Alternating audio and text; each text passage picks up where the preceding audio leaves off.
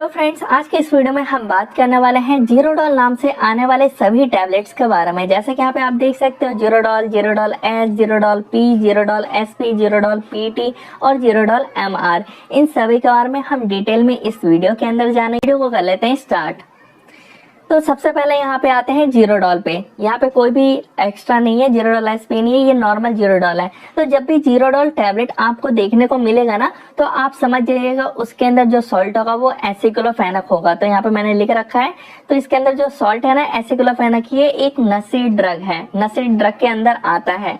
तो नशे ड्रग वो ड्रग होती है जो कि नॉन स्टेरॉइडल होती है, मतलब इनमें स्टेरॉइड्स नहीं पाया जाता है, और ये इन्फ्लेमेशन यानी सूजन में काम करते हैं, पेन में काम करते हैं, और फीवर में भी इनका रोल होता ही है।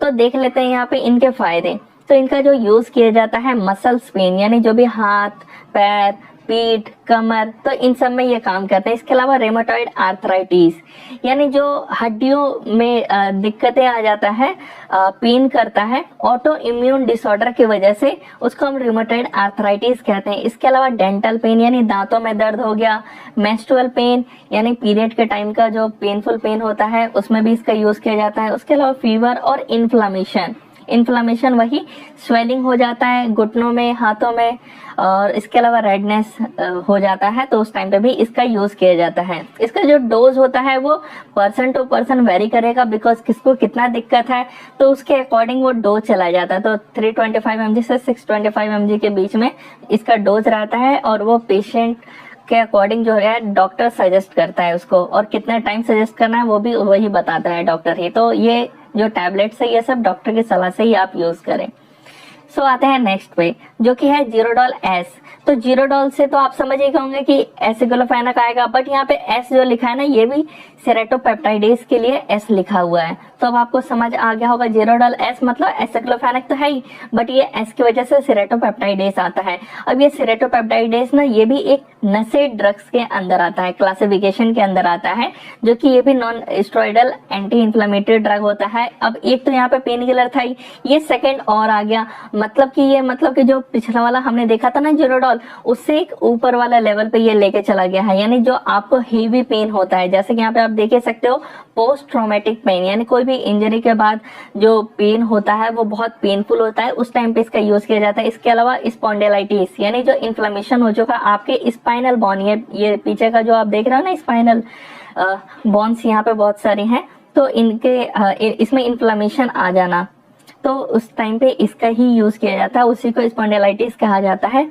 आइटिस का मतलब ही होता है इन्फ्लेमेशन। ऑस्टियो आर्थराइटिस, यानी हड्डियों का दर्द, यहाँ पे हड्डियां देख रहे हो आप, तो इनमें जो पेन होता है, तो ऑस्टियो आर्थराइटिस उसी को कहते हैं। रोमेटॉइड आर्थराइटिस, ये भी हड्डियों का होता है, बट ये जो होता है ये ऑटो इम्यून डिसऑर्डर की वजह से होता है, तो इस टाइम में भी इसका यूज किया जाता है। नेक्स्ट आते हैं हम लोग यहाँ पे जीरोडॉल पी पे। तो यहाँ पे जो जीरोडॉल का मतलब तो आप समझ गए होंगे, एसिक्लोफेनक होगा इसके अंदर, जो कि पेन के लिए होता है, और स्वेलिंग, इन्फ्लेमेशन, इन सभी के लिए होता है। बट सेकेंडरी जो है ना, पी पैरासीटामोल, अब आपको फीवर भी है 99-100 डिग्री, तो उस टाइम पे जो है ये इसके अंदर पैरासीटामोल जो है वो अपना एक्शन दिखाता है। इन सब में जो है ना, ये पेन में भी काम आते हैं। एसिक्लोफेनक जो है ये भी फीवर में काम आता है, बट उतना नहीं। नॉर्मल फीवर हो गया 98-99 तो उसको सॉल्व कर देगा, बट वही जो 100-101 तो उसके लिए जो है इसमें पैरासीटामोल दिया जाता है जीरोडॉल पी में। जब एक आपको फीवर हो रखा हो अच्छा खासा, तो उस टाइम पे दिया जाएगा।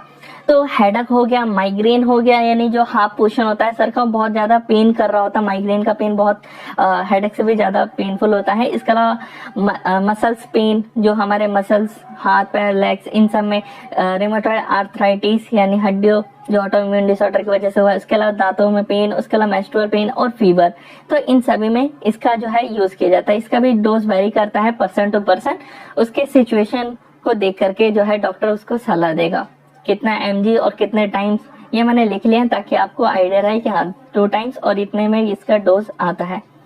सो नेक्स्ट हम बात कर लेते हैं जीरोडॉल एसपी। यहाँ पे जो जीरोडॉल एसपी है ना, इसके अंदर आपको एसिक्लोफेनक, सेरेटोपेप्टाइडेस, और पैरासीटामोल, यानी आपको एकदम हेवी पेन हो रखा हो और साथ ही फीवर हो, तो उस टाइम पे इसका जो है यूज किया जाता है। तो हेवी पेन जैसे कि स्पॉन्डिलाइटिस का जो पेन होता है हेवी होता है। इसके अलावा जो मसल्स सूज जाते हैं, स्वेलिंग हो जाता है मसल्स के अंदर। इसके अलावा रेमेटाइड और हैवी पेन किलर, यहाँ पे मैंने मेंशन भी कर दिया, एक हैवी पेन किलर है ये, बिकॉज इसके अंदर दोनों ही आ जाते हैं। ऊपर से पैरासीटामोल भी आ गया, यानी जो आपका फीवर है उसको भी ये ठीक करेगा। पैरासीटामोल वही 325 mg होता है इसके अंदर। तो यहाँ पे फायदे में मैंने लिखा है, पढ़ सकते हो। नेक्स्ट हम बात करते हैं जीरोडॉल पीटी। अब जीरोडॉल से तो एसिक्लोफेनेक हो गया, पीटी से आ गया पैरासीटामोल और टी से हो गया ट्रामाडोल।